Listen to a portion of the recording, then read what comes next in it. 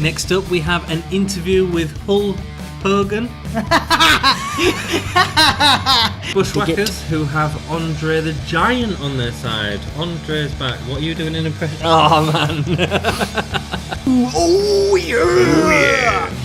Daniel Bryan and AJ Styles have never been married. You said Daniel Bryan and AJ, and I'm thinking AJ. Oh. AJ. How much I love you. I'm not going to sing. Love you. I'm not singing with you. Totally adorbs. Totes adobs. Oh, totes adobs. Totes adobs. Totes adobs. You douche dobs. Hello and welcome back to the Gimme a Hole Yeah Wrestling Podcast. Ladies and gentlemen, boys and girls, children of all ages, my name is Dom and you are... Ant. Dominant. And today we are reviewing, what pay-per-view are we reviewing, Anthony? Summerslam 1991, Dom. Alrighty then. That was like Jim Carrey mixed with... That was the point. It was very good. And also a little bit of New Age Outlaws. Did you see Bit of New Age Outlaws in there, See yeah. that? I Yeah, see that. good, Wrestling good. reference. There you go. SummerSlam 91, a main event, a match made in heaven. Macho Man and Miss Elizabeth getting married as the Beautiful. main event. And some interesting heel turns and twists that Later on at the to that. after party. Mm-hmm. Is it, what do they call it? Well, Reception, yes. Not an after party. Everyone gets drunk. And then turns heel. and then a match made in hell. Best man slams the groom with a chair. Awesome. We heartily advise that you turn heel at your next wedding party.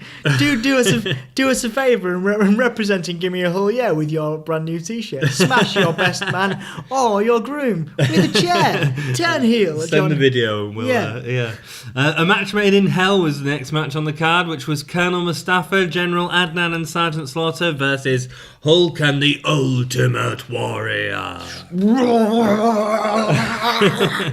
Very good. Madison Square Garden, man. Yeah, man. New Yeah, York, man. Big venue, big stuff happening at New Madison Square Garden.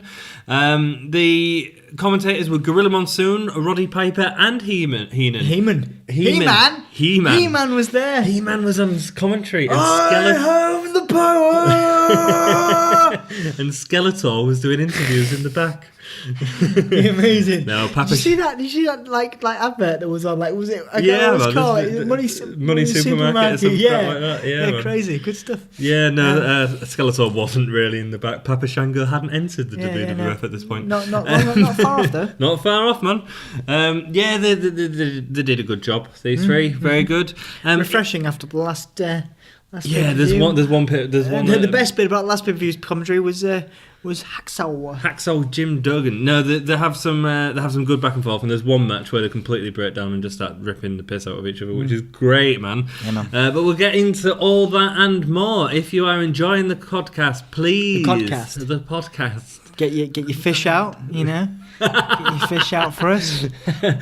Give us a like. Let us know what you think of the pay-per-view down below, or any comments that we make. If you disagree with them or agree with them. Do you think we're good? Do you think we're shit? What would you like to see us talk about? If we're not talking enough, if we're talking too much, give us the 411, the skinny, the lowdown. Give it to us, baby. Hoedown. The hoedown? Yeah. What are we doing? Give us the hoedown. We're going to film in a barn now? Yeah. Have a little hoedown. My hootin' scootin' baby is driving me crazy. My obsession for the West. Is it Dance for a Date? Maybe so. Dance for a date. My rodeo, Romeo, my cowboy got from head to toe. Gonna make you mine, gonna step in line. 5, 6, 7, 8. Awesome gimmicks. Heenan declares Macho is putting a noose around his neck by tying the knot. Heenan was great, actually, with the whole wedding segment. Yeah. He did a couple of really good comments. I wrote them down, so let's get into it. First match, Ricky the Dragon Steamboat. He's back, man. Yeah, man. Back, he's been away wrestling. He was with WCCW for a bit. Yep. And he's back now. Kerry Von Erich as the Texas Tornado and the British Bulldog. The British Bulldog? Anthony Nayland. No, he was good in this match. This was a really good opener. He's good all the time. He's never been shit. And who was their versus? I didn't say it was... but you call him dull. Continue. Who were the verses? Paul Roma, Hercules, the Power and Glory, and the Warlord with our favourite ever manager, Mr. Slick. All right, what is the point in Slick? Honestly, no disrespect to the guy. Obviously, had a very successful career doing nothing in the WWE. Almost as successful as James Ellsworth, but not quite. Do me a favour and find out what Slick's doing now. I bet he runs a car washing site. No, didn't we? I'm sure we did Slick. We've definitely done Slick. Probably. I just want to be reminded, and our viewers want to be reminded. So into the match, Ricky Steamboat comes out with his dragon gimmick, blowing fire on top of the turnbuckle, and he had the wings and the whole orange red headdress. Looked great and sort of fit with the era of wrestling that he was in. Certainly looked more dynamic than he was before. The last monumental thing he did in the WWE was in 2012, where in the Raw 1000 episode he served as the Reverend presiding over the wedding that involved Daniel Bryan and AJ Lee. Was that a real wedding, like the wedding we're having here? It is, actually, funnily enough. Yeah. Funnily enough, he also appeared and he inducted the Big Boss Man into the 2016 Hall of Fame. I don't remember that. Cool. Interesting. Wedding.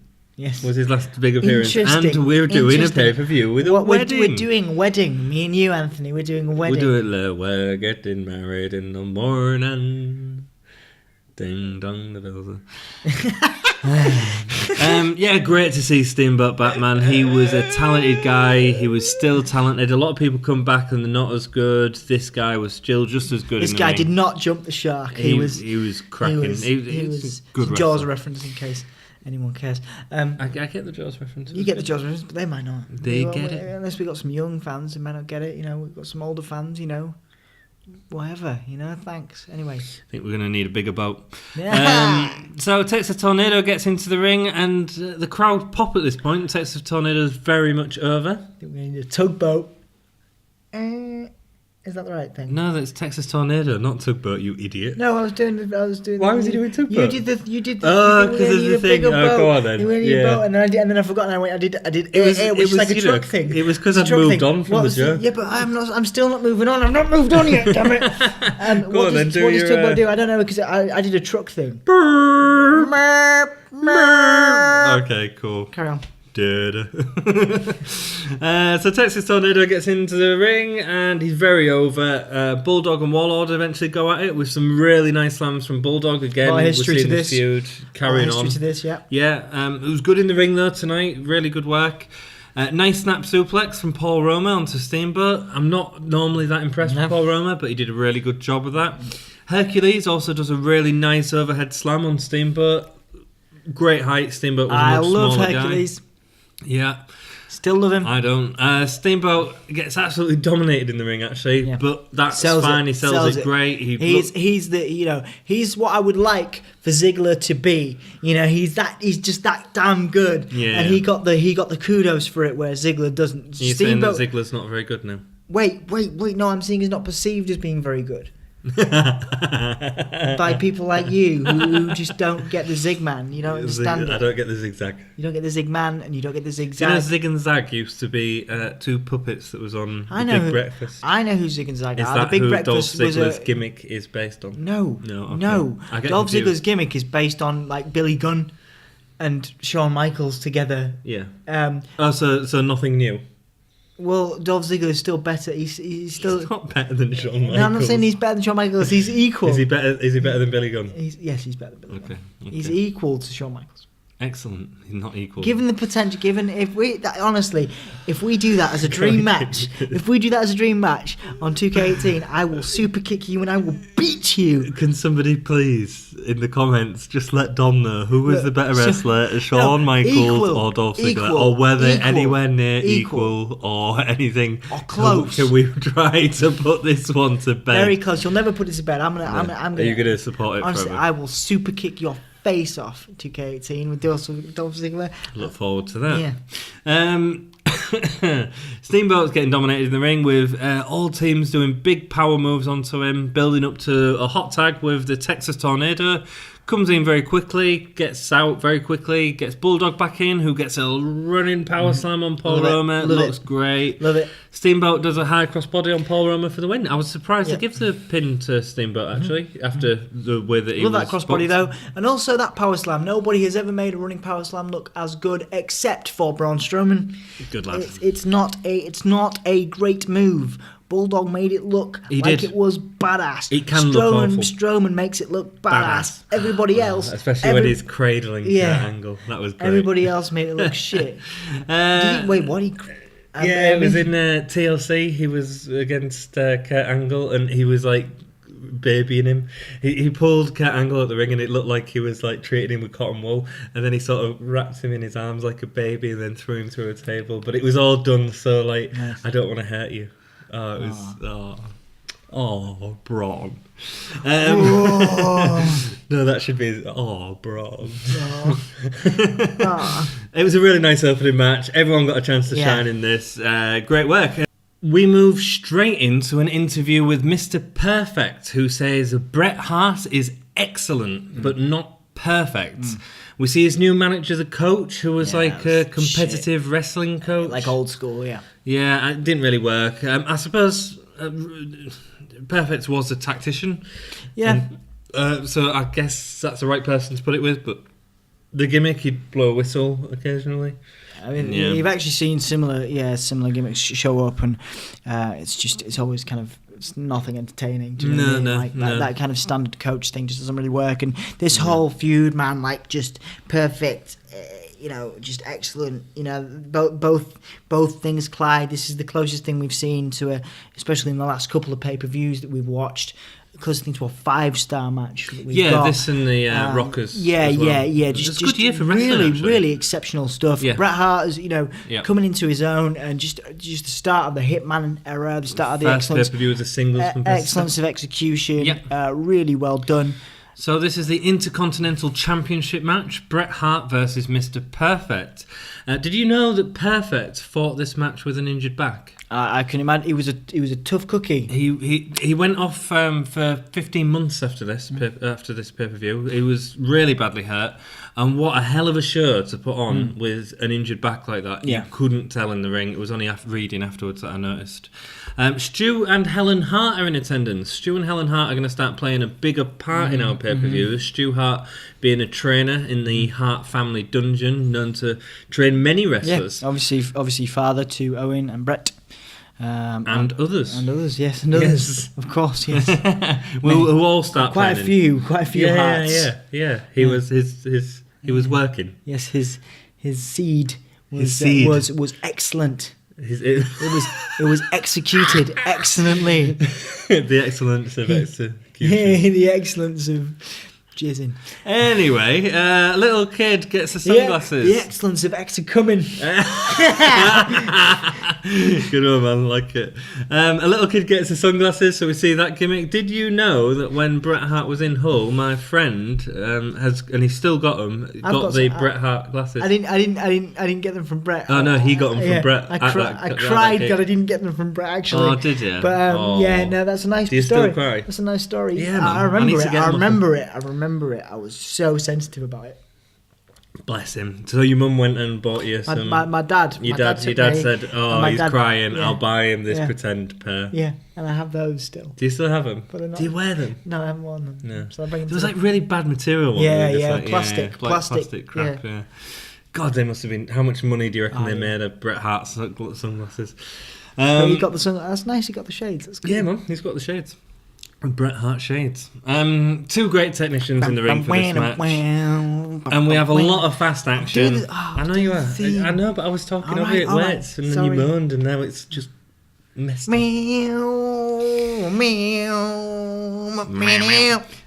Two great technicians in the ring for this match, and we get some fast action with Perfect very nearly getting pinned lots of times. But both men are back up in a matter of seconds, and that's what's great about this match. There's no slowdown from either of them. Excellent work with both quick successions of drop kicks and both getting up immediately. Drop kiss. You want a drop kiss? I'll give you one. I'm going to drop kick you. Oh, you sad git. You love it. Both men are up in a matter of seconds. Said that already. Excellent work from both. Said that already. Perfect one. See, I threw you off with my drop kiss. I'm blushing. It was that good. It was that good. Excellent work from both. Oh, Jesus, man. I know, right? That's what happens when you kiss me. It's a wonder why I'm single. Yeah, I feel sick. Perfect wants to quit, but Brett drags him back into the ring. At this point, he rips off one of his shoulder straps, which he'd continue to wrestle with for the rest of the match. A snap neck breaker from Perfect.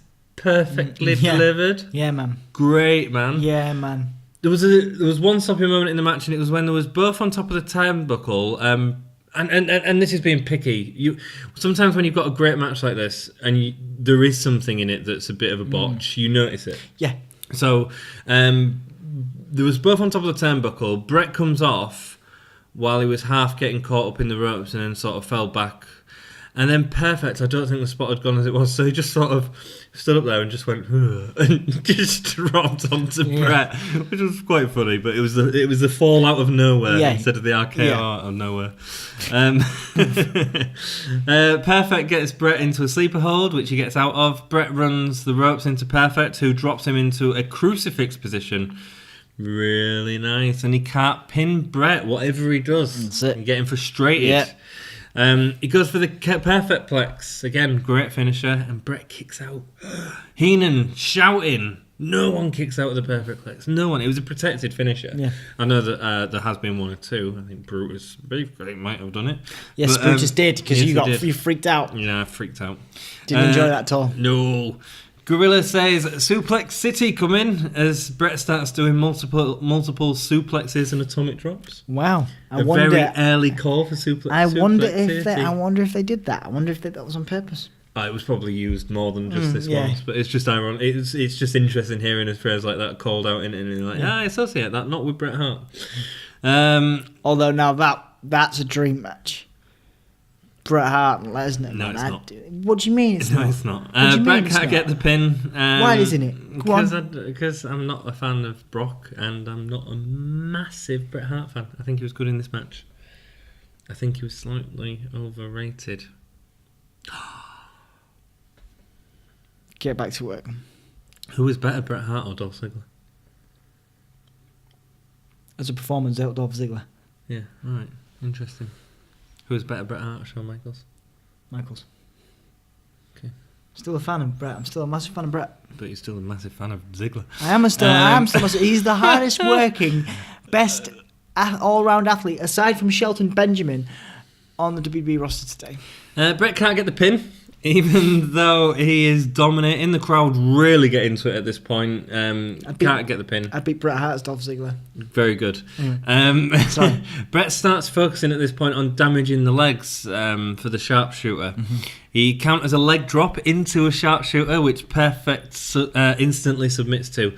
They really protected the sharpshooter, didn't they? Yeah, this massively. was, Did you know this was the first time the Intercontinental Championship was won via submission? There you go. There you go. And that's how protected the sharpshooter was becoming. You know, it was becoming a big move for Bret.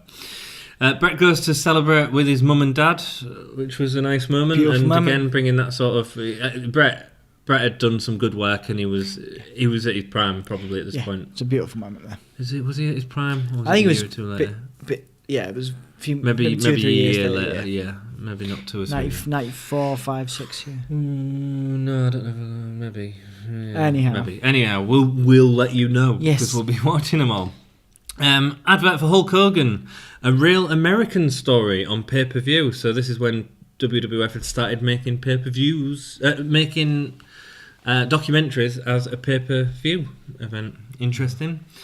Thank goodness for the network, so we can just watch anything we want, you know, without having to pay $24.99 or whatever it was. Cheers, Vince. Cheers, Vince. You know, interview with the Bushwhackers, who have Andre the Giant on their side. Andre's back. What are you doing an impression? Oh, man. I thought you were doing it. I was like, that's not Andre the Giant. I'll do Andre.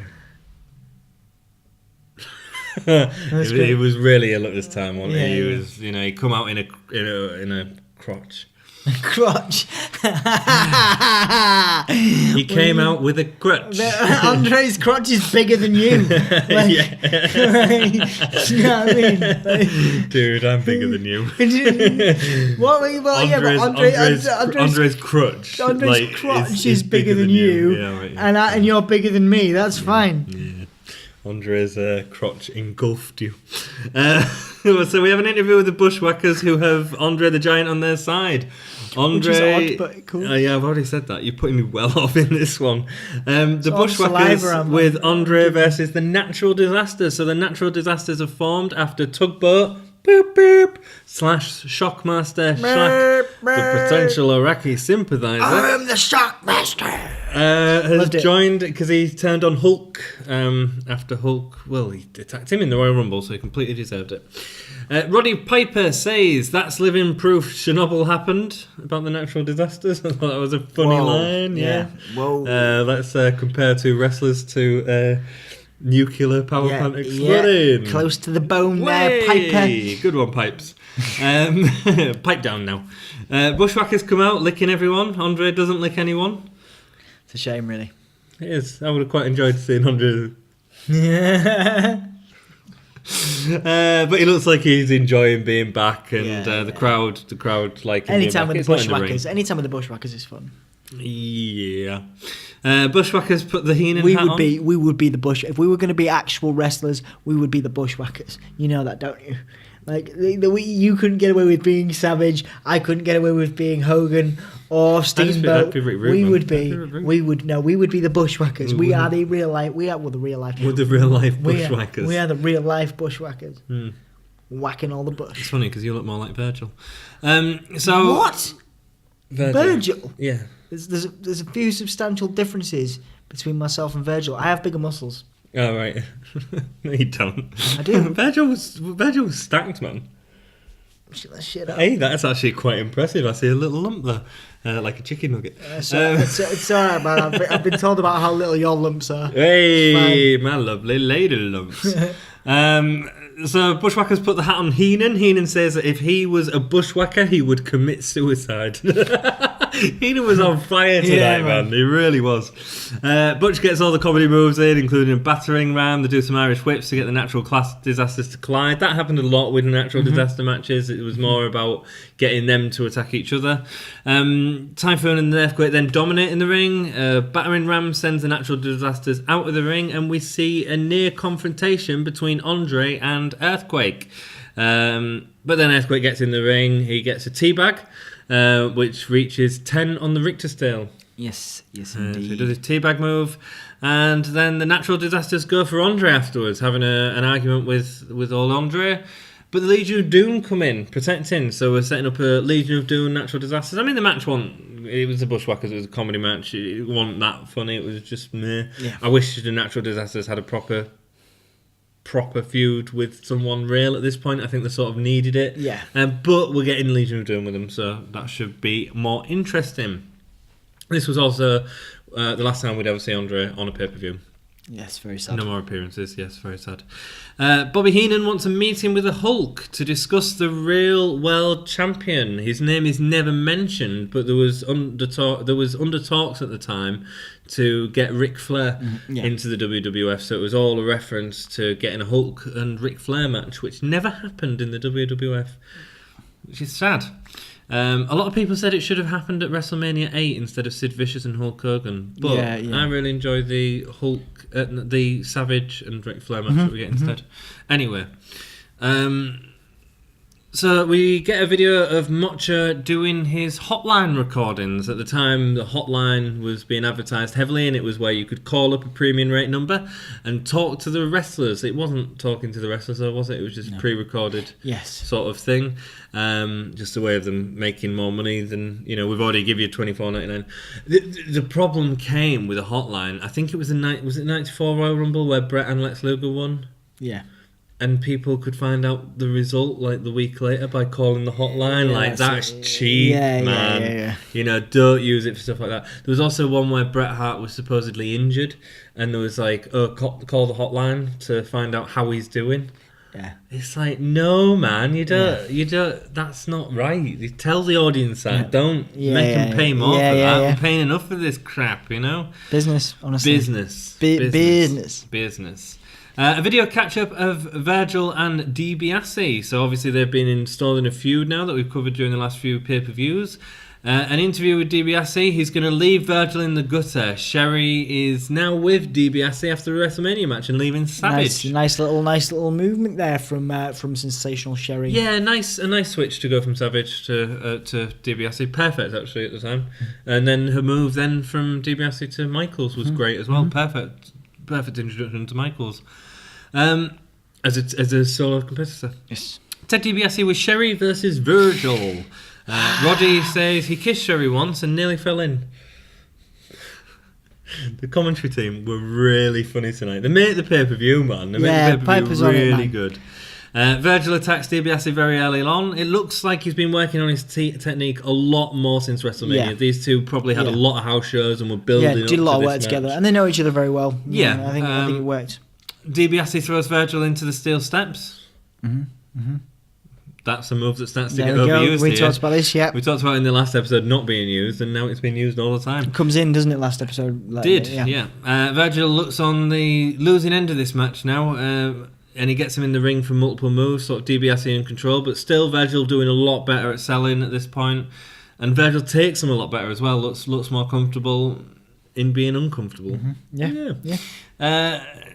You could, if he was put in that position, a great position from the company to be in, great storyline that he was given, and he was really sort of put with the best person to work with. You know, if you're in that position, DiBiase.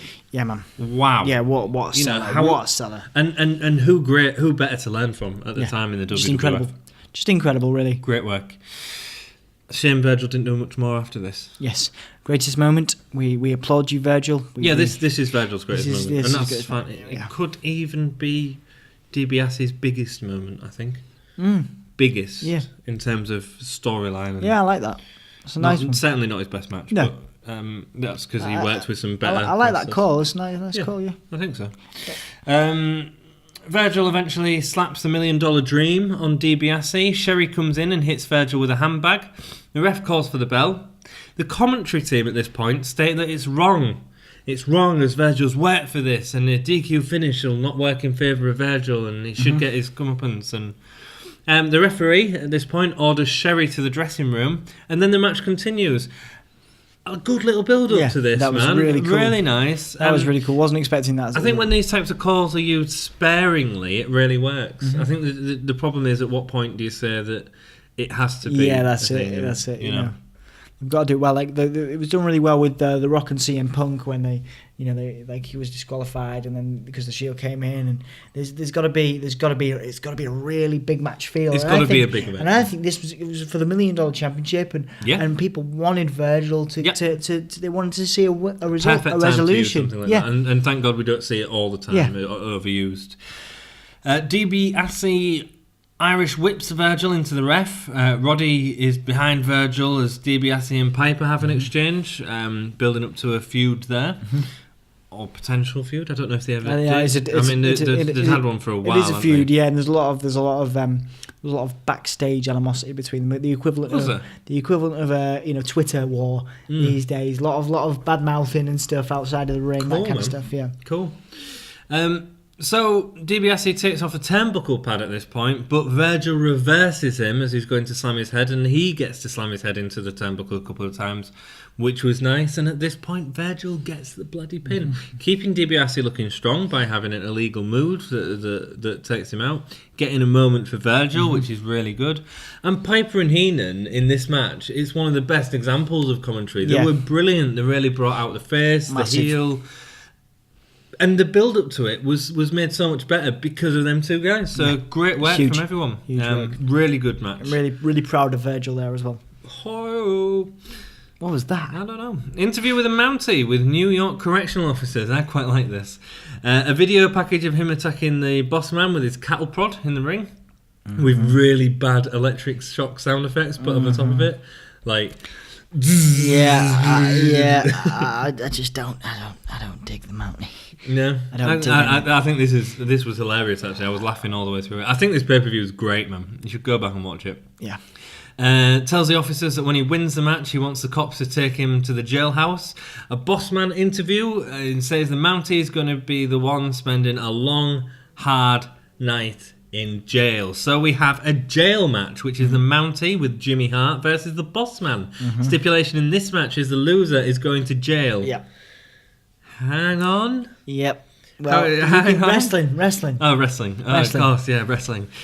Maybe that's how they should sort out the justice system. Yeah, you know, just fight, and whoever loses will send to jail, and the other guy's a good guy. I think that's how they did it in Rome. In Rome.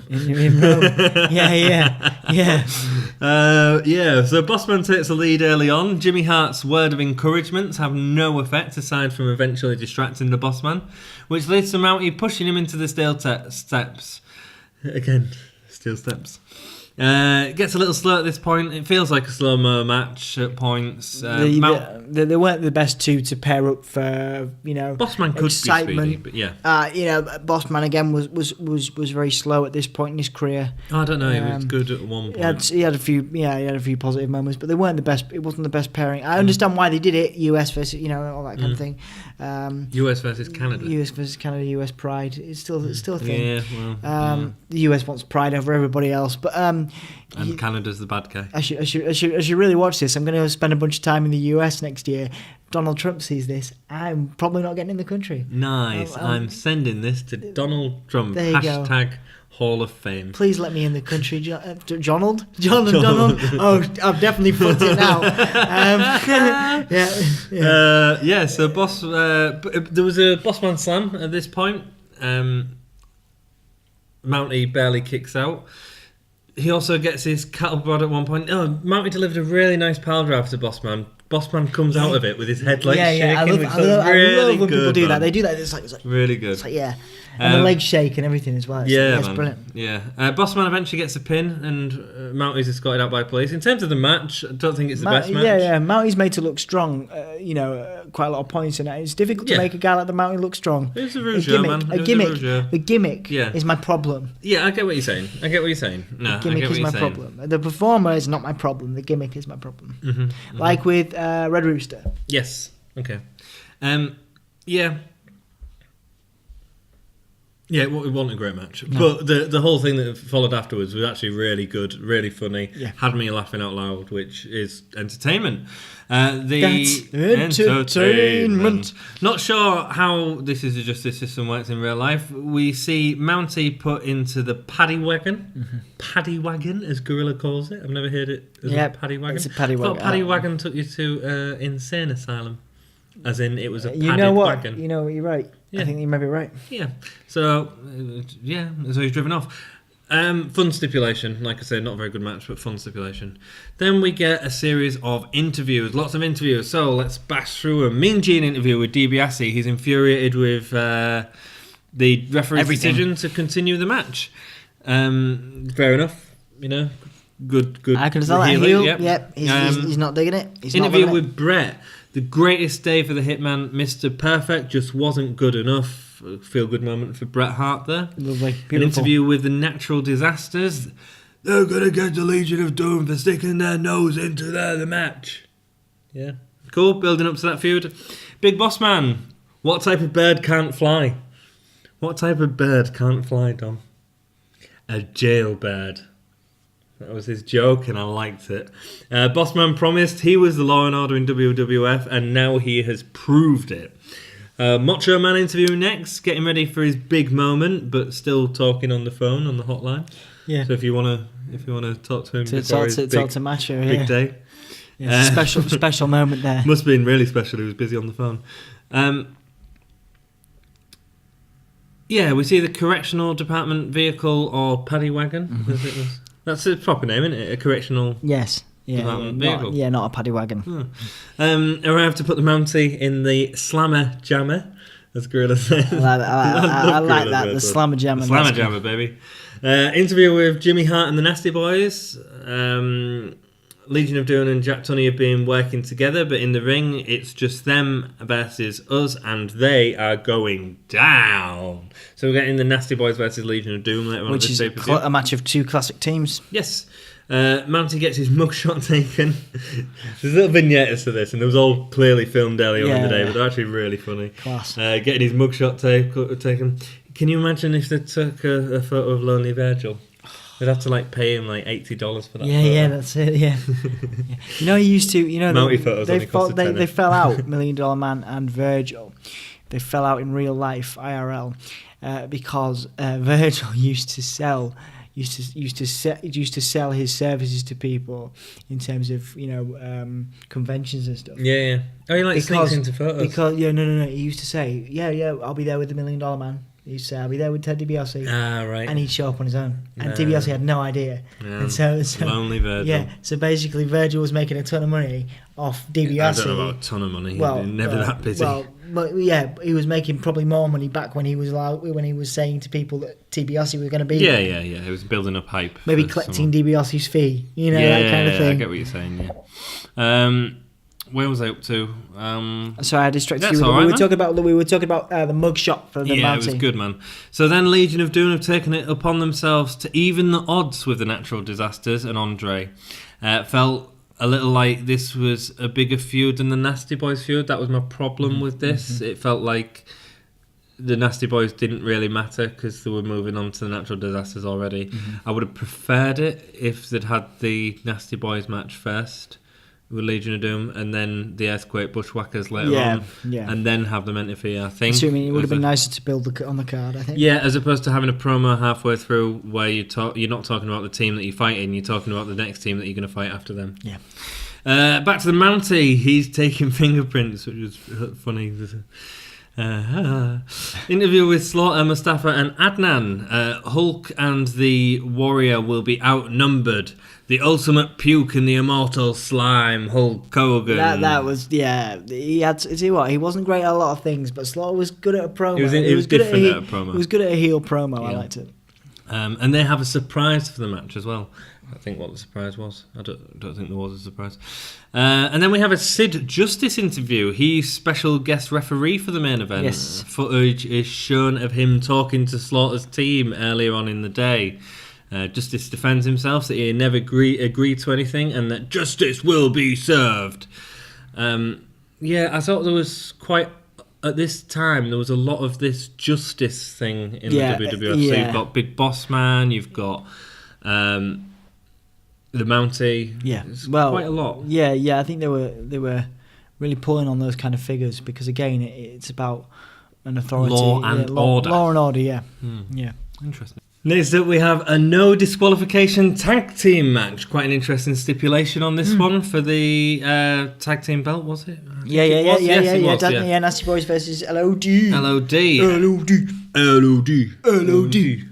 AOP. Off the pain, baby. Oh, right, yeah. Second Paul Ellering managed him. Paul Ellering hasn't appeared on our pay-per-views yet. He does at some point with a puppet. LOD attack immediately, fighting inside and outside the ring. Good work. There's two good teams to put in a no DQ situation, to be Absolutely, fair. Agreed. It gave the Nasty Boys what they needed to sort of try and get the advantage. Sag sprays Animal in the face with something. The commentators don't comment on it whatsoever.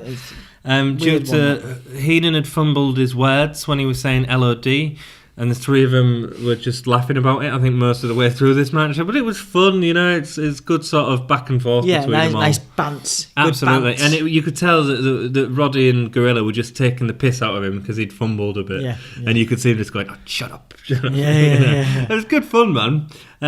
Sags attacks Hawk with a tray full of cans. Ice and water go everywhere. Looks really good. Sags sends Hawk into the steel steps.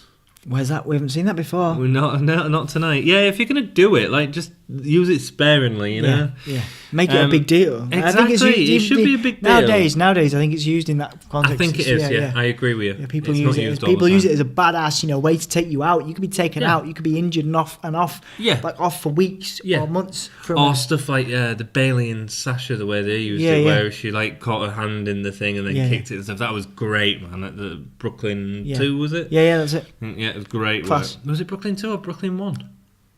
Fact check us, guys. Anyway, sorry. Nasty Boys were certainly in control of the early match, using the tag rope to strangle Hawk and multiple tags in quick succession. If it was an ODQ match, why did they worry about tags? Well, that's I think the tag, it has to be a tornado tag. But if it's an ODQ match, you're not going to get tagged for staying in, are you? So why not just stay in? So it should have been a tornado, should it not? Okay. Maybe. Let us know. Maybe. Know what you all think. Sags used Jimmy Hart's crash helmet to attack Animal. He ducks and Sags. So he uses his crash helmet to attack Animal. Animal ducks out of the way. Obviously, he's getting hauled by the other Nasty Boy. Yeah. At this point, he sort of stops. And he doesn't go for the crash helmet hit on the other person, which I thought was really nice, and then hits his back. I just thought it was a nice little play on what we normally see. Clever, you know? Good. Legion of Doom end up with a Doomsday device to get the win. Not a bad match. I think it could have done with a lot more time. Yeah. I mean, like I say, you do see Nasty Boys win tag team gold in the future, but it was a nice build up for the pair. I think that they both worked really well. I mean, two kind of powerful, teams in terms of the performers. Raw, almost hardcore type vibes there, and it was nice to see at this point. And it was like I say, it was a good build for future, because they had a lot of feuds in different organisations. That's the thing. These two were both that iconic as teams, and they went around so many different places. More so in I think for Nasty Boys, more so in WCW, whereas LOD really worked. Really. I think that when the Nasty Boys were in WCW, they sort of let them go a little bit, didn't they? And let them go a little bit wild, which is what WCW did really well at that time. Yeah, and I think they had a better hardcore division. They had a better. I agree. All those things, yeah. A video of Mountie. He's still trying to escape the prison. Ends up getting locked up. We don't see his cellmates yet, but we do in a bit. Yeah. Erwin R. Shyster is next up. IRS. Why are we not doing a segment on IRS, Tom? Why are we not doing a segment on IRS? Why aren't we talking about IRS? Going into the history of IRS. Did we not do that? Yes, we have. He was actually in WrestleMania 1, and this is his first match back. He was in WrestleMania 1 because he actually uses the Hulk Hogan theme tune in WrestleMania 1. Yeah, I think that's the thing. So if you want to go and learn a bit of history about Erwin R. Shyster, go back, man. I remember, I think I actually did that, maybe. You probably did, because you like Erwin R. Shyster, which is cool. I love a bit of IRS. And he's versing...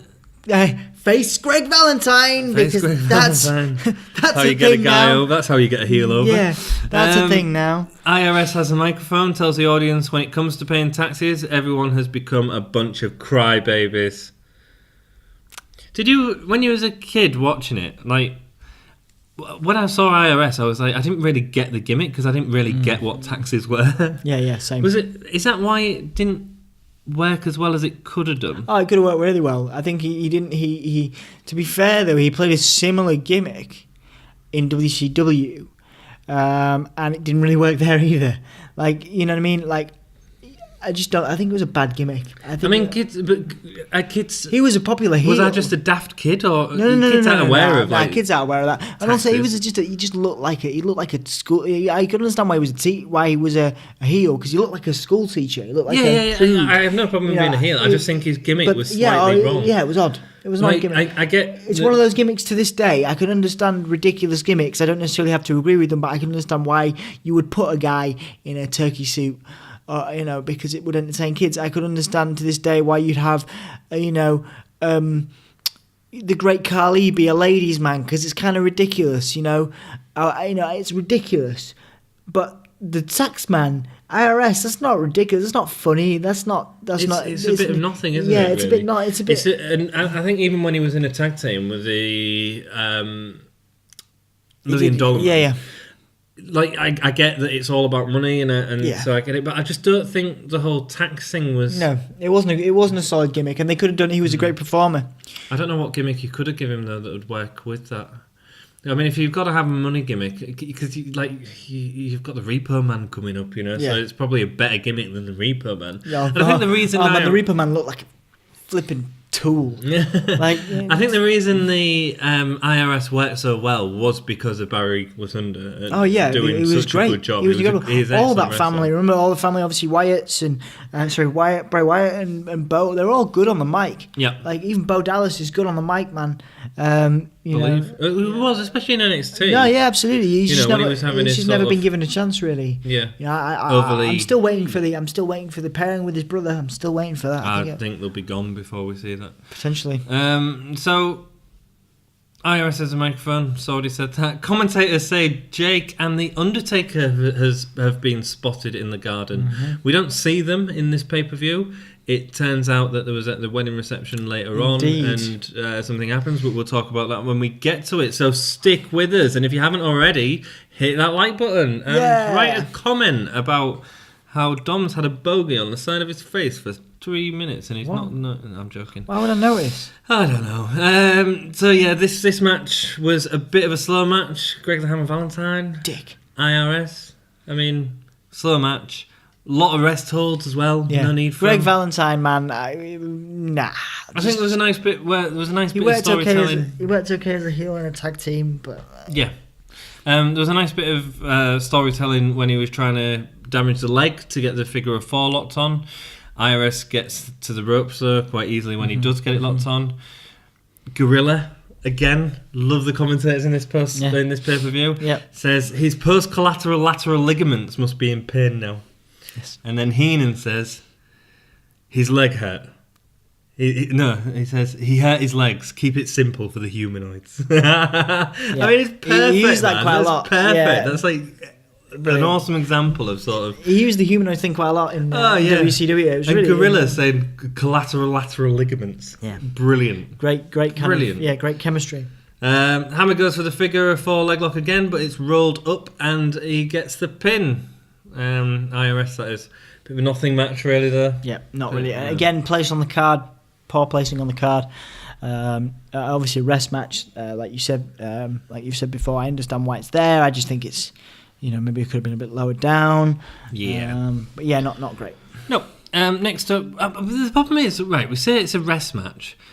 It's a rest match, but we've just had like 10 minutes of interviews and backstage segments and blah blah blah. That's true. Like you don't always have to have a match to give the audience a rest. You can do that with the interviews, with the Mountie videos that they're showing and stuff like that. In my opinion. Next up, we have an interview with Hulk Hogan.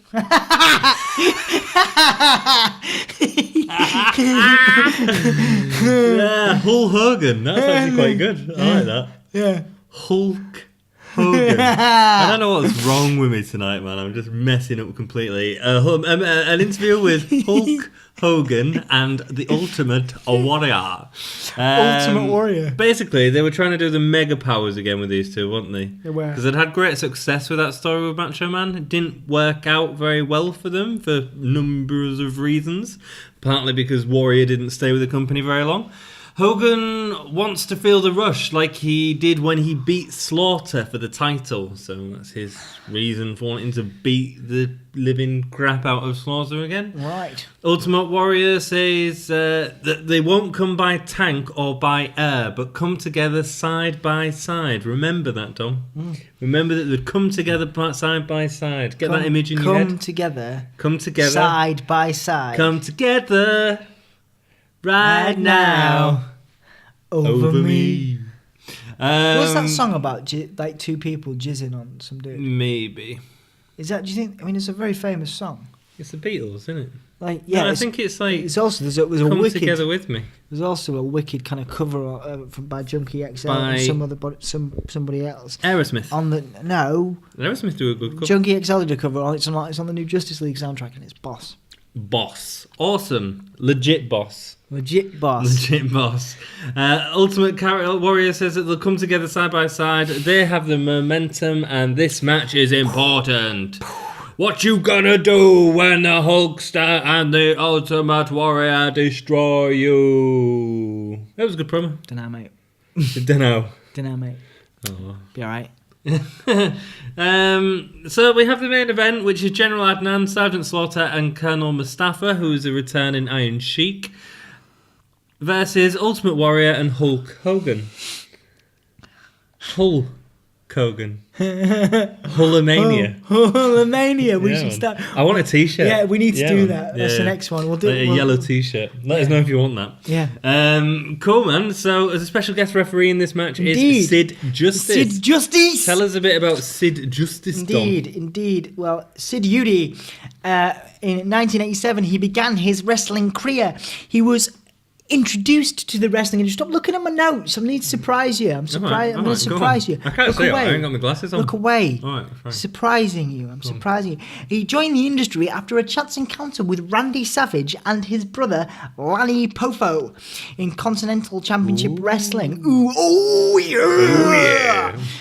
After being trained by Tojo Yamamoto, Yudi made his debut as he teamed with Austin Idol and wrestled the team of Nick Bowinkle and Jerry the King Lawler. He then adopted a masked wrestling persona, are you ready for this, called Lord Humongous. Yes, a masked wrestling persona called Lord Humongous. Indeed, he was part of the Skyscrapers tag team in 1989 in WCW after moving there with... In what year, sorry? In 1989. Was that a rip-off of the Twin Towers, by any chance? It was not. His tag team partner was Dan Spivey, who many will recognise as Waylon Mercy in the WWF. He was with WWF. We've already done him, haven't we? We've never, ever done Dan Spivey, I don't think. I think you did him, but carry on. Well, mate, I'm a bit... Oh, yeah, maybe because I always... Because I rate the fact that he's basically what Bray Wyatt is now. Yeah, but he was that for the WWF. But it didn't catch on, did it? Back then, no. Not at all. Probably about as much as it's caught on now. Yeah. So he was Waylon Mercy in the WWF, and then oddly enough, once Sid Vicious suffered an injury, broken rib, the Undertaker replaced Psycho Sid in that tag team. So Waylon Mercy Matt Calloway. Matt Calloway, the Undertaker and Waylon Mercy were a tag team. I would have liked to have seen that. He joined the Four Horsemen in WCW upon his return in 1990. He was brought in to counter the strength of RoboCop. Yes, RoboCop, who was very briefly a performer. I think for one pay-per-view. He did this thing, didn't he? Open the cage and all that crap. Yeah, in WCW at Capital Combat. He then went on to feud with Sting in an unsuccessful run or go for the World Heavyweight Championship. He went on to, in his introduction to the WWF today, there are some spoilers. His main introductory move was as part of this event as a special enforcer brought in to specifically for this, and obviously to become a superstar. He has another great involvement in the pay-per-view later on at the wedding. Does he? He does. I don't remember. He does. He comes and saves Savage. But we don't actually see any of that at this pay-per-view. It's all sort of what happens after. Okay, well, if you watch it, you can see footage of this. He does come in to save. He runs in to save Savage and Elizabeth from the assailants that we do not see in this pay-per-view on the television, but it's Undertaker and Jake Roberts. Yes, I'm trying to be cagey about it. That's cool. He then went on to feuds with Taker and Roberts and turned heel after a series of promos in later months. I'm trying to shorten this because one of his major feuds in the WWE lasted for a while, and it was with one Hulk Hogan. or Hulk Hogan. Basically, that feud began because, like many people would be, he was quite jealous of Hogan's success, and he thought himself to be a worthy the challenger. next big thing. So he was face at this point when he comes in. He saves Savage and Elizabeth. Everybody likes him, and then basically steadily becomes quite jealous of Hogan, and begins a feud with Hulk. A highlight of his WWE career, and a rather low light for one of my favourites, Hercules, was the fact that he pinned Hercules in a squash match in 30 seconds in Madison Square Garden. Yes, indeed. He left the company after failing a drug test, and in 1993 went back to WCW and reignited a feud with Sting. They actually... Oh! You sound more like a bird. I am. You're not a bird. Not a fit one. Yeah. So that you know what, I actually give Sid quite a lot of credit for his feuds with Sting. Not too bad. Quite interesting. Another interesting factoid, which would be one you'd be proud of, is that he was a notable moment for Sid in WCW. An infamous one is that during a European tour in Blackburn, that's northwest, UK, cold, miserable Blackburn. They had a gig or a show, and after that, in a hotel room, Sid Vicious and Arn Anderson got into a massive fight and stabbed each other with scissors. I think Sid managed to get about 27 stabs in, and Arn got 4. Does that make Sid the winner? Yeah, I think it would, yes. He was released from WCW after this incident, after several wrestlers threatened to walk out because of his actions and because of him as well and his behaviour. It just goes to prove that in wrestling you can get away with anything, because he was signed over to WWE in 1995 in quite a prominent position as the bodyguard of Shawn Michaels. Do you know how? It's my bit. How do you know all this shit? Just agreeing with you.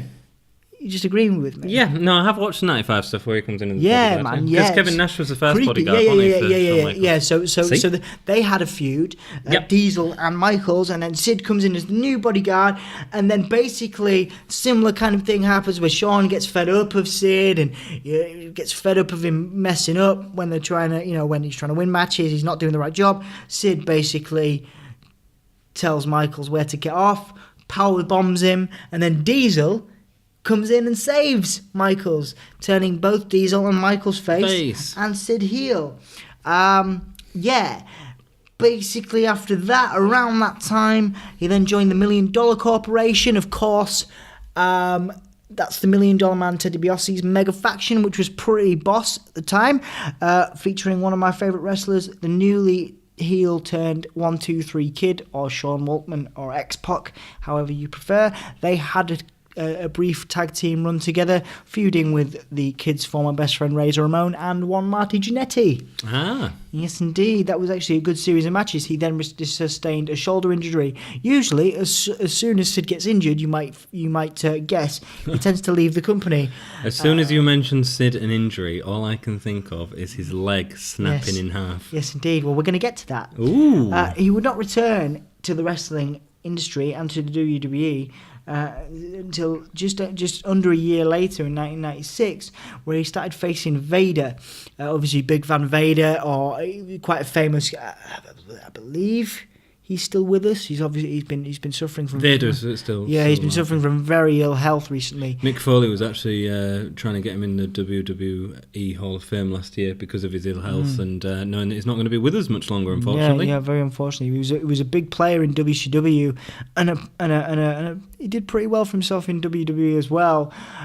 So he was in a number one contenders match. Sid, was in a number one contenders match with Vader with the right to face Michaels.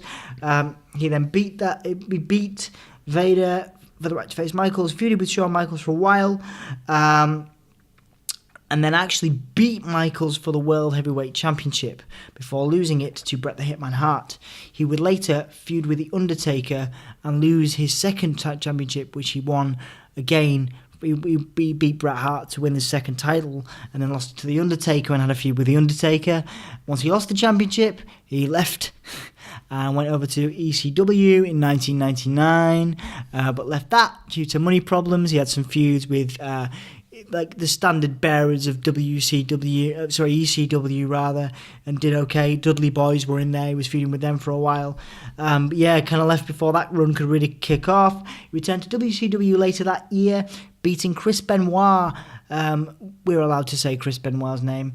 For the WCW United States Championship, and feuded with Goldberg for the main title, but was unsuccessful. Sid would, however, later win that World Championship twice, feuding with Kevin Nash. He then suffered a monumental leg fracture injury, which you cannot find on the WWE Network because they edited it out for it being so graphic, I believe. Yeah, but then they've shown it on like Total Divas and yeah, stuff. I believe it's probably... How was it on Total Divas? Because I think it was... early on, I was watching it with my girlfriend, and I think Ava Marie was watching it, and her boyfriend was getting really panicky about her wrestling and being in a wrestling career after watching that, and saying that such a simple move can end up in such a horrific injury. So I believe it will be on the network somewhere. Yeah, but probably not on the. Yeah, you're right. Well, I mean, you can find it on YouTube. You'll be able to find it on YouTube. It's wonderful. Yeah, so basically, his leg fracture meant that he had to recover, obviously, and by that time, WCW was bought up by WWE, so he would never return to the company. He did have a quick return to the WWE one time, actually a couple of times, around the Raw 1000 episode. In the kind of build up to that, he faced Heath Slater when Heath Slater did his open challenge thing, and like Tatanka came out and Sid came out, loads of legends came out, and basically kicked his ass, and then returned to again kick Heath Slater's ass on the 1000th episode of Raw. He did win that match with Heath Slater. It was pretty fun.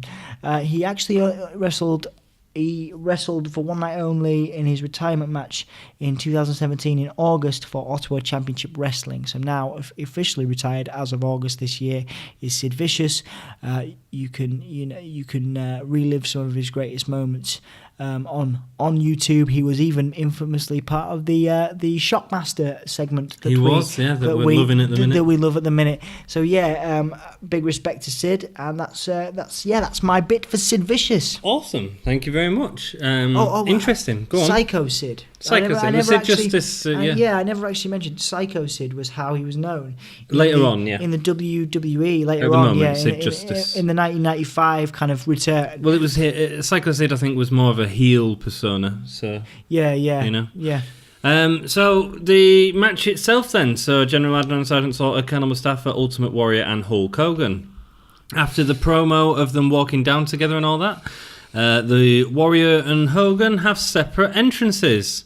Come together right now. Nope. No coming together. We get two separate entrances. We get Welcome together. Hulk Hogan and... thank you. And then Ultimate Warrior comes in separately, followed by Hulk Hogan. So there wasn't that united, was there? No. It was a lie. They got to have their individual entrances. Absolutely. So we get to hear the music. Hogan starts off against Slaughter. Slaughter tries to use his belt, but Sid Justice takes it off him. Slaughter is punched between Hogan and Warrior. The faces had a real sort of lead at the start of this match. A bit rare, actually, to see how dominant they were, I suppose, at the start of a match. Normally you have them getting beaten up a bit. Yeah. But I think it was more to humiliate Slaughter in a way. Yeah. Because of everything that was going on. Again, very, very, slow pace. I wasn't very impressed with this, but I understand why they were doing it the way they were doing it, because Slaughter needed to be put in his place by the good guys. By the Americans. Americans. The two make quick tags, doing double clothesline and double big boots. Not impressive tag team wrestling like we see with the Rockers or Legion of Doom or someone like that. Sid Justice very much gets involved in this match. I had a real problem with that, actually. I felt like he's a new character that we've not seen, although he's been on TV. I respect that. But he inserts himself a lot into the match, and a special guest referee, to me, needs to step back a little bit and come in at the right moments. Yeah. A good example of that will be when Stone Cold's been referee. He's been very good. Mick Foley's very good. Yeah, Shawn Michaels was actually surprisingly good. Was really good. Surprisingly good, yeah. All these guys know when to pick the moments in the match, and it's not all about them. Sid seemed to be wanting to make a name for himself, which I understand. I mean, you're in a big match, but at the same time, this isn't your time. I think it's his, because it was his first match. Maybe there was an element of pressure there. But I have not seen. You're right. I've not seen in recent memory, at least. Maybe Shane McMahon. Shane McMahon can get a bit too involved sometimes. But there's you're right. You don't see. Not like this. Yeah, you don't see a special guest referee get that involved. No. Yeah, I think maybe like guys like even Mike Tyson when he wrestled, when he refed Shawn Michaels. Yeah, when he didn't really know. Yeah. I mean, he didn't really, you know what I mean? Like he was just like. He was like the enforcer kind of thing, but he didn't even get that involved. Not as involved as Sid Justice did. A lot of ego there. But and Sid, I think, should have known that to step back at certain points. He's supposed to be telling the story in the ring along with everyone else. Mustafa. Yeah, Colonel Mustafa. I don't know why it's all right. Mustafa Ali. Okay, Mustafa Ali. Big fan of his. Gets Hogan into the camel clutch. Piper references 1983 when Hogan was the first to break out of it. I thought that was a nice touch. Yes. Again, the commentary team did wonderful tonight. Hulk gets out with the Warrior's help. After a while of Hogan getting owned, he gets a tag to Warrior, who comes in delivering clotheslines to Slaughter, but end up running into Justice. The two square up. Again, Sid getting involved in the match. I didn't really know why. Slaughter delivers an incredibly looking weak clothesline to Warrior. Yeah. He did this at the last one, really slow motion, man. It was just rubbish. Warrior chases off Adnan and Mustafa with a chair up the ramp. Hogan takes some white powder out of his pants, probably cocaine. Throws it at Slaughter and gets a tag drop for the pin. So white in that Maybe porn. It is. I haven't seen this porn that you keep going on about. Maybe he just talks his ass. Maybe he does. I think he does. I think he talks his ass and his balls. So Hogan Do you talk wins. your balls or do you just talk your ass? I don't know, man. This wasn't talc anyway. It's cocaine. All right, okay. It was the 80s. I'm pretty sure. 90s, pretty sure you can talk your balls and you probably can. Yeah. Enjoy. Maybe I'll try it. Yeah, absolutely. Make it smell nice. Yeah. Vinegar's really good for him, actually. What, your balls? Yeah. Dip it in. Enjoy. Are you being sarcastic? Nope. How do you know this? Just wonderful stuff. It's really good if you've got a cut as well, actually. If you just put vinegar on it, heals right up. Enjoy. So he throws the coke at Slaughter and gets the leg drop for the pin. Hogan celebrates in the ring by himself. So Warriors chased off Adnan and Mustafa. After 2 minutes of sort of doing his Hulk Hogan poses, he signals up to the ramp, and I was sort of thinking, well, I don't understand why Warrior's not come back yet. And Justice comes out. Sid Justice. Why the hell did Sid Justice come out? Oh, because we're trying to put over this guy. No celebration for Warrior, even though he was part of the match, and that's partly to do with what comes up in a second. Hogan takes off Justice's shirt so he can show off his body. You remember the last pay-per-view we watched, Dom? And Seth Rollins was in the ring, and what did you say? What? Oh, take your tops off, boys. Yeah. I thought I'd bring it up. It reminded me. It was because they were wearing, clarification, it was because they were wearing their Shield. Was it the Shield gear? It was Shield with the Shield Raw. With the Raw, the Survivor Series Raw. And I don't really like that. I feel like they're representing the team. It's pretty obvious they're representing the team. They don't need the brand colours. So all I wanted to say was that I thought the Shield lads should take their shirts off because, what's the point in having your brand colours on when it's so obvious which brand you're representing? You are very comfortable, aren't you, Dom? I am very comfortable. Good for you. For you. It doesn't matter that if they want to, Yeah. Did you enjoy it when Sid took his shirt off? You know what? He's not got a bad physique. It's not great. It's not Seth Rollins. I don't know. I'd say it's great. It's not Seth Rollins. I'd say it's better than Seth Rollins. It's not Roman Reigns. Bigger. Great. Roman Reigns, great. Don't put them two in the same sentence. That's not it, is it? That's not it at all. I did the Roman Reigns thing and I went, oh! That's not it, is it? That's not it at all, is it? What does he do? Oh! No, that's not it. Oh! Ooh! That's it, isn't it? Ah! Ooh! You do it. Roman Reigns, I ain't doing it. I'm not imitating Roman Reigns in any way. So I thought the match was rubbish, a bit rubbish. It was okay. It was I suppose a little bit better than the WrestleMania match, I'd say, Wasn't between the best. Slaughter and Hogan. Yeah. Yeah, and Sid Justice was just way too involved for a special referee. So after this match, Slaughter reevaluated his support of Iraq and become a face again, looking for America to get behind him once more. America.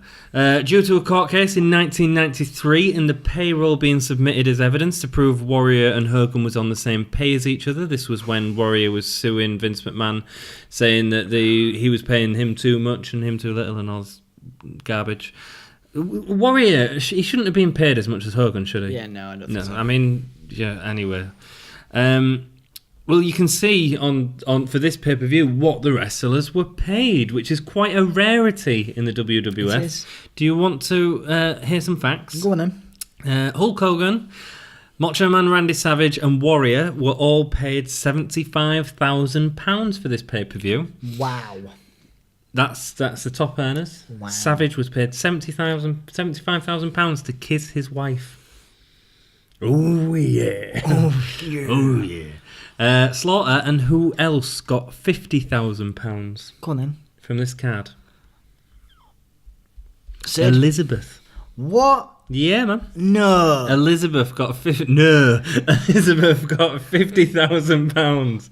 That was really well done. Iron Sheik was paid more than Bret Hart and Mr. Perfect. And Mr. Perfect was paid $2,500 more than Bret Hart. Quite interesting, really. I bet there's some fascinating stuff Through history, going back. There will be. Yeah, Like, look at how much, especially with Cena and stuff like that, like how much Cena's getting compared like Brock or Reigns, Yeah, man. Yeah, it'd be really interesting. I'd love to get my hands on that. So probably available somewhere. The dark web or something. The dark web. The dark Are web. you going to venture there? I'll venture there. Ooh, mental. I'll find some crazy shit. Crazy. Warrior was suspended after this match, so Warrior had gone to Vince and demanded to be paid as much as Hulk Hogan. Again, I don't think he should have been paid as much as Hulk Hogan, but hey ho, or Macho. Vince said no, and Warrior threatened to no-show the match, even though it had been heavily advertised as a match with Warrior and Hogan versus the Slaughter team. Vince agreed to his demands for this match, and as soon as he came backstage was basically fired, suspended and fired soon after. I think Vince had left him a note backstage, like a really harsh note, man. Vince. Well, he knew that he had to pay him for this event, and then he was gone. And I wonder how things would have changed if Warrior had stayed in the WWE. It could have really changed things. Yeah, man. I mean, he came back, didn't he, years later? Yeah, but I mean, it's completely different and completely different effects. But if he'd actually stayed on good terms with the company, like, they were pushing him as a top face, you know? I mean, he wasn't good enough to go anywhere else, really, was he? No one else would have him. Have you seen his match at WCW with Hogan? Yeah. You know, it's I might actually watch that back for amusement's sake. Oh, dude, don't even bother. It's a waste of time. No, I've seen it before. All right. So we're moving into the video segment. The Mountie is still in jail with a guy who looks like he's been in the Village People, who flirts with the Mountie, goes, hi. Wow. Yeah, very funny, very good. I enjoyed it. I thought the whole Mountie thing played out well over the night. I thought it was a good bit of humour relief. A bit like like the Goldust Roddy Piper thing, where you keep going back to a moment. Like, and it's good. It's uncomfortable, but brilliant. Brilliant hilarious, yeah. And going back and watching this stuff, that's what makes it worth it, man. A video promo of Macho Man, who wants to return to the ring at SummerSlam. But he's just been in a retirement match. He can't return to the ring. Wrestling. Tells Elizabeth he loves her and proposes to her in the ring. Oh, it was quite cute, man. Totes adorbs. Totes a what? Totes adorbs. Adorbs. Yeah. What's adorbs? Totally adorable. Jesus. Is that a real thing? Totes adorbs. Is that like a what do you call it? Like a meme? Totes amaze. Totes adorbs. Totes amaze. Totes amazing. Totes amazing. Totally amazing. Right. Totes adorbs. Adorbs. Excellent. You're a Dobbs. I'm a Dobbs.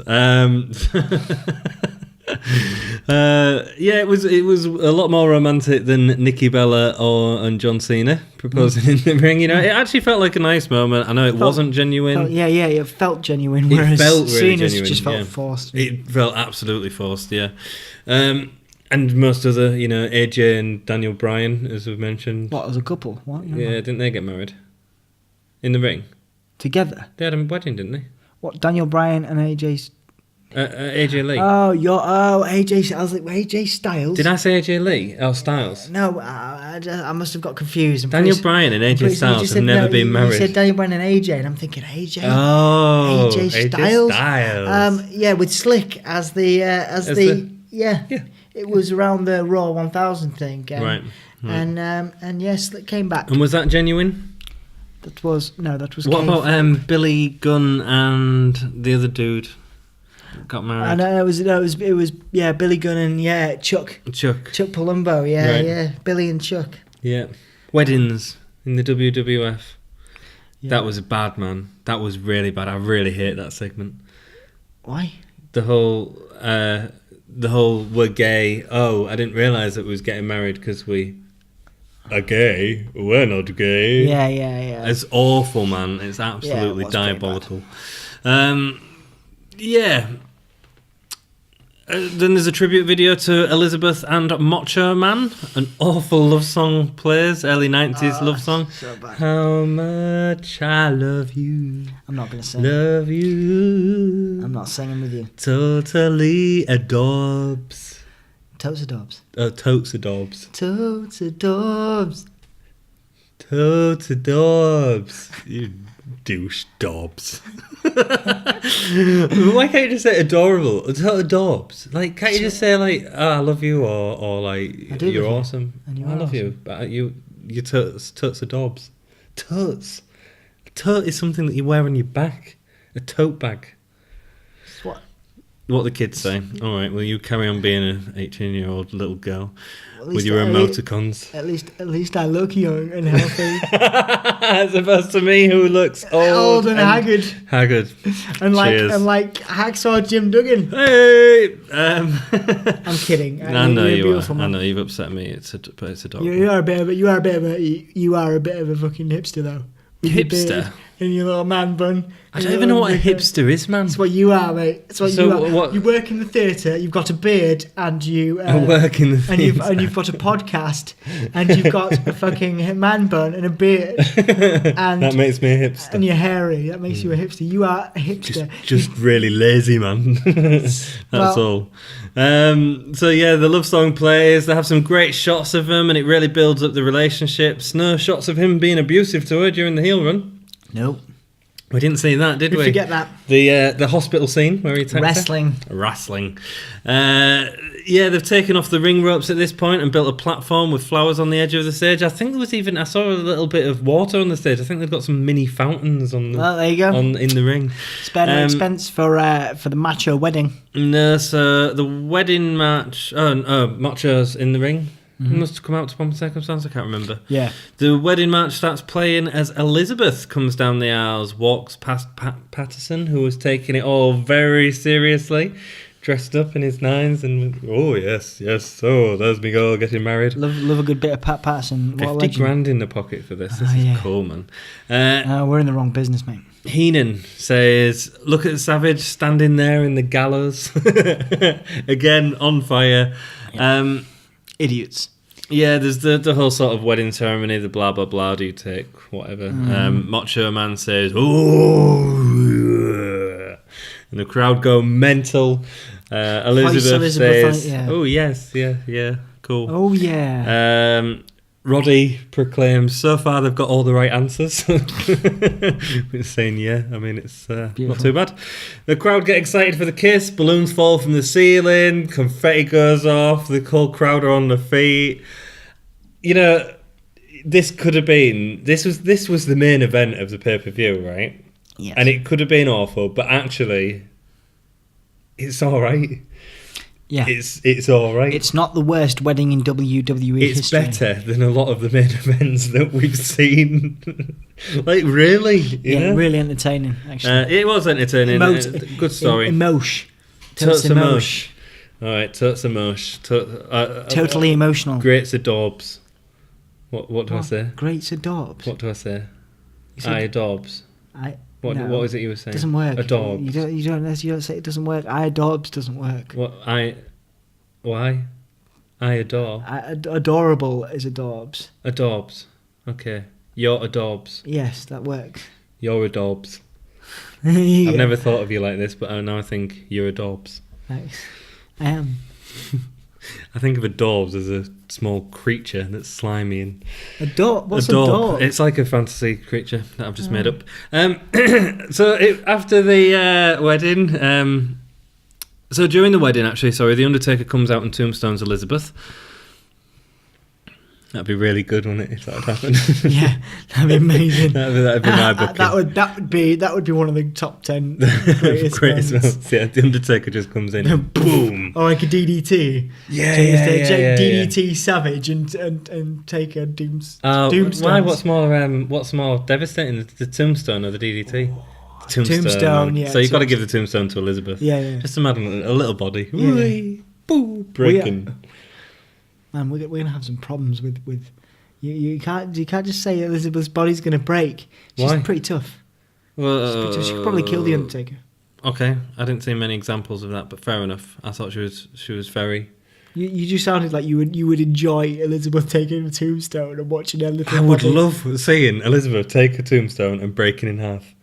My God! Not actually. Remember, wrestling is fake, ladies and gentlemen. Yeah, absolutely. And we're saying we're not endorsing the death or breaking. And I love half. Elizabeth. I do. I think she's great, but I think that would have been hilarious. Anyway, it was at the As reception. a wrestling angle, yes. Yes, as a wrestling angle. Not like cremate her and put her in the air or something. Or like break her in half, as in break her back. Yeah. Which is what it sounded like. Which you is were what like, happened to Batman. From Bane. It was at the reception after this where Elizabeth receives the unwanted gift in the form of a snake in one of her presents, which was the snake that had given that.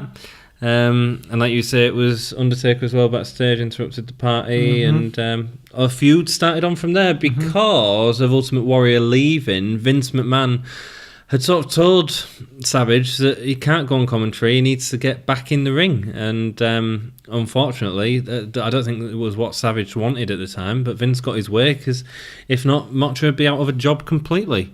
I don't think he would have made him retire, because I think it would have been bad for him. I don't know. Mind you, I think Savage still has some great matches left in him anyway. So,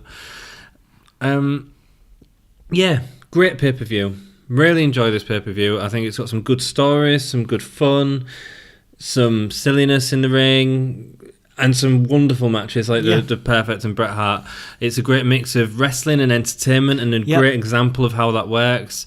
The Virgil DiBiase match was good. The vignettes on the Mountie were really funny, and it's nice to see Steamboat back again with the dragon gimmick. Lovely. I thought it was a shame that there was no Undertaker on the actual card, but I mean, that'd be my only criticism. But I'd rather him be off it than to ram him in, Agreed. with the Bushwhackers. Don't want anything ramming in with the Bushwhackers. No. How many gay stars are you giving this, Dom? 3.5. 3.5. Yeah, I'd go 3.5 or 4. Nice. Yeah, I think it's a really good pay-per-view. I think it's a great pay-per-view to go back and watch. So enjoy that, and probably watch it all. It's worth it. Yeah, definitely. One of the only ones. We've seen a few, been really good, really tight all the way through, but this is very consistent, very positive. I watched this on the same day as watching a modern day pay-per-view, and I much preferred this pay-per-view. There you go. So go ahead and watch it. Thank best you. match. For me, it's easily Bret versus Perfect. Solid wrestling, great stories, and they both made each other look $1 billion. Savage and Elizabeth getting married. Elizabeth's getting married, yeah. That's your favourite match? Yeah. Okay. Just being alternative. Mental. No. Mental. No. I just want more airtime. That's it. Ow! Just punched the table. I'm so excited about my pick. I would give it to. You always try and pick something different. It's Bret and Perfect. You know it is. Yeah, it is. Do you always just try and choose a different one? Well, no. It just makes it more interesting for conversation. I don't. I like the match, but I'm just trying to think if there's. I'm trying to think if there's one that different that I liked as much, but there isn't. No. So there we go. Thank you very much for joining us. If you are enjoying the content, please like, thumbs up, and turn on notifications to get more great content. Great content with our faces on it. Plug our marketing, Dom. Facebook, Twitter /Gimme a Hull, Patreon is our main source of income. We need your help if you like watching us or listening to us. We hope you don't watch us all the way through. We hope you listen to us all the way through, because who'd want to look at our faces for like an hour? Maybe some of you do. We appreciate you watching us. Thank you again. And yes, we need your money and your love. Give it to us. Give it to us, baby. And yeah, thanks a lot. Keep it gay.